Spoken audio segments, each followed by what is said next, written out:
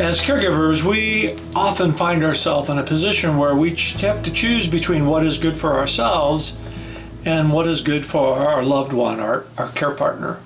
Placing someone else's needs in front of our own is a delicate balancing act that has its challenges, but also has its rewards. As caregivers, we learn how to live our lives through the solutions of our caregiving experiences, not the problems of caregiving can create in our lives. By living a life focused on solutions, we live with clarity, hope, and love.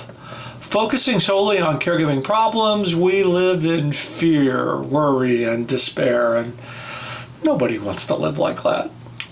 Easier said than done, because caregiving is an emotional experience that can impact all parts of our lives. Now, you probably think I'm going to say those two words that every caregiver knows, but is tired of hearing: self-care. Okay, I went ahead and said it, but every caregiver knows they need to take better care of themselves.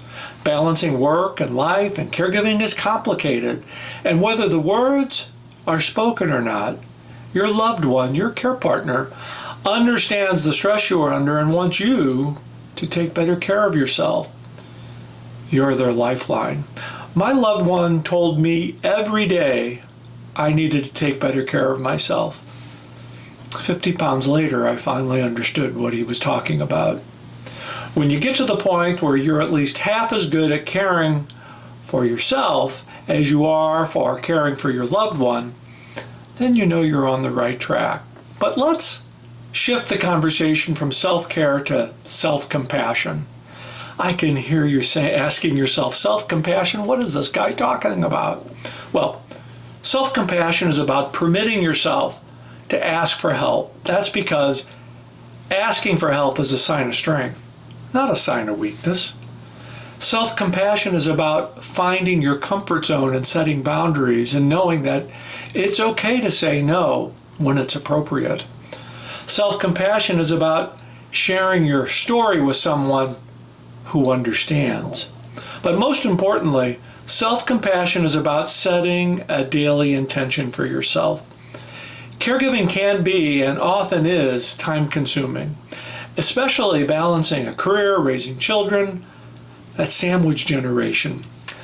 Scheduling some time for yourself every day, even if it's just 5 minutes of me time in a room alone, pulling off to the side of the road and singing your favorite song on the radio as loud as you like. A few extra minutes in the shower. Time alone just to cry. Setting a daily intention for yourself will help you enable the art of self-compassion during your caregiving journey. I believe there is no greater honor than to be entrusted with the care of another human being. But I make no bones about it. Caregiving is hard. But in the end, I know personally the good days will always outweigh the bad ones. Learning the art of self-compassion will allow you to better care for yourself, your loved one, your care partner, even in those difficult caregiving moments.